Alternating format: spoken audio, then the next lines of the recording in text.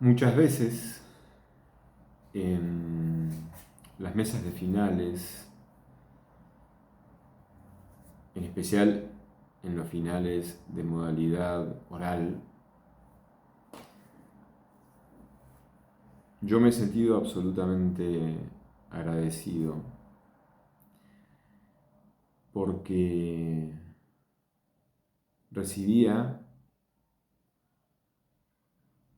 de quien estaba dando su examen palabras de agradecimiento, gracias a las cuales yo constataba la bondad de esas palabras, la generosidad del corazón desde el cual esas palabras provenían, la generosidad de ese estudiante o de esa estudiante para abrirse y confiar en lo que yo proponía como profesor. Yo descubría el ser precioso, personal, intransferible, de ese estudiante o de esa estudiante, que con mucha gratitud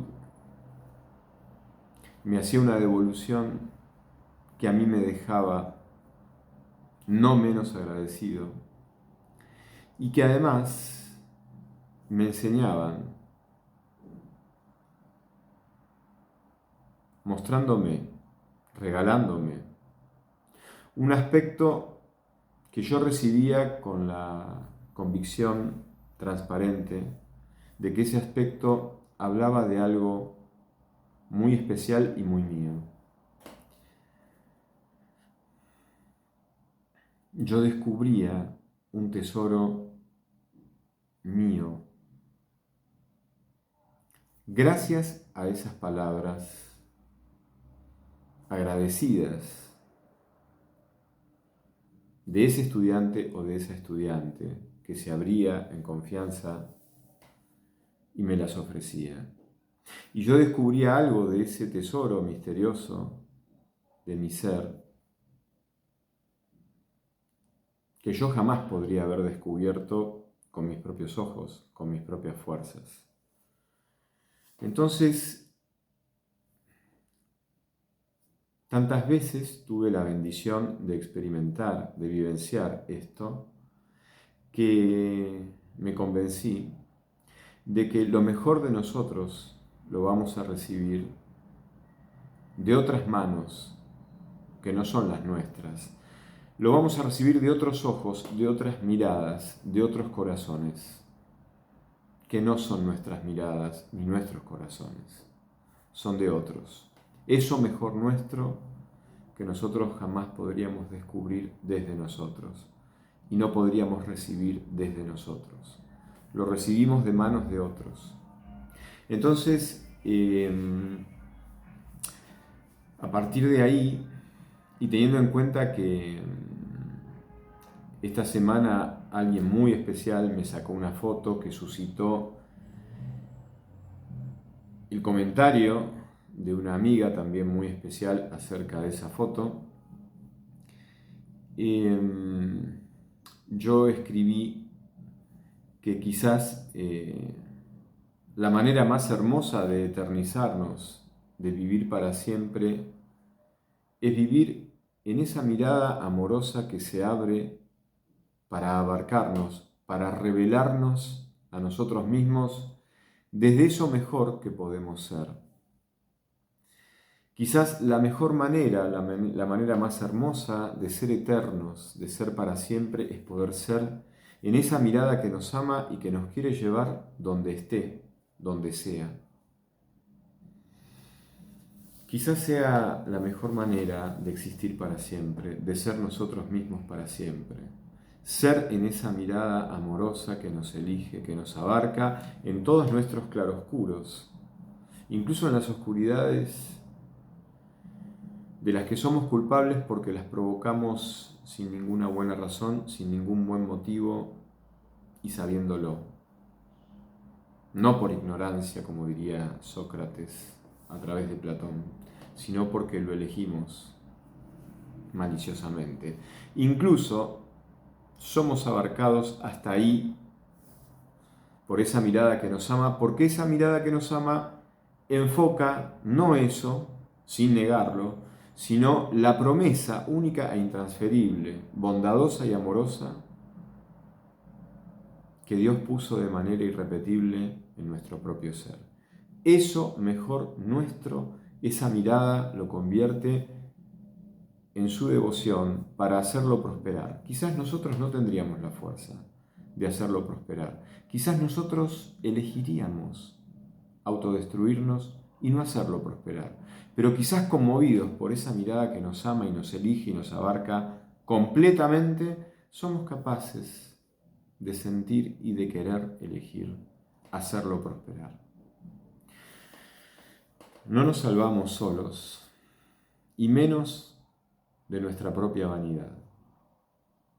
Nos salvamos gracias a la mirada amorosa que nos elige y nos revela esa promesa única que habita en cada uno de nosotros, abarcando y acompañando con una devoción incondicional eso que somos. Entonces, quizás la mejor manera de eternizarnos y de vivir para siempre es vivir en esa mirada que nos ama así y nos lleva donde esté y donde sea.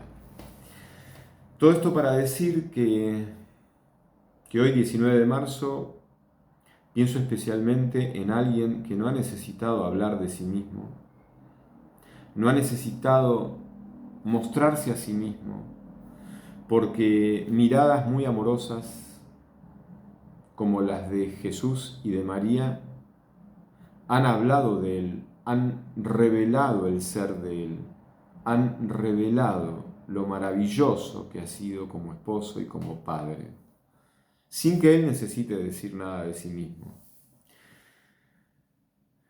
José de Nazaret, el carpintero, el esposo de María, el padre de Jesús, no ha necesitado hablar de sí mismo.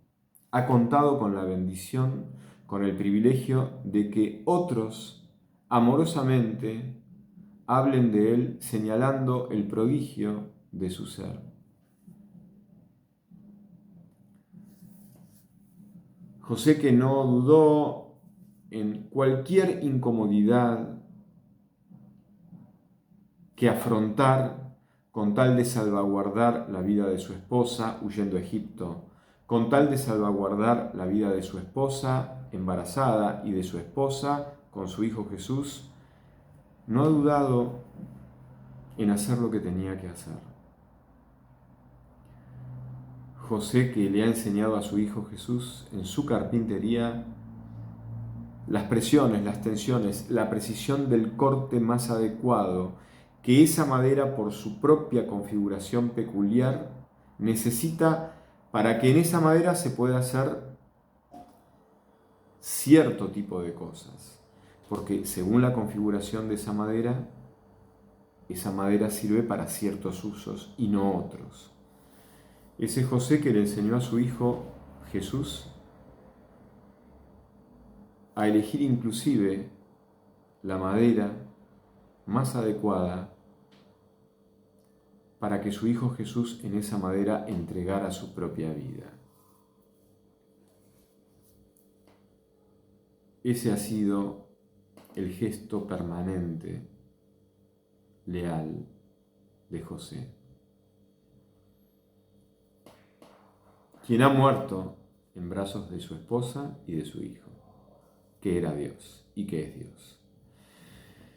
Así yo quiero celebrar a San José hoy, 19 de marzo, aquel que me inspira el don precioso de ser varón, la conciencia preciosa de que en lo masculino está el regalo de ser para lo femenino y recíprocamente, sobre todo en una época de unilateralidades presuntuosas, prepotentes, narcisistas que pretenden ser autocompletas en su manera de definirse, autosuficientes en su manera de percibirse a sí mismas, autocompletas y autosuficientes en la manera de pretender ser lo que se les ocurra ser. En esta época, José me inspira y me salvaguarda de dejarme hechizar desde mi debilidad por todas esas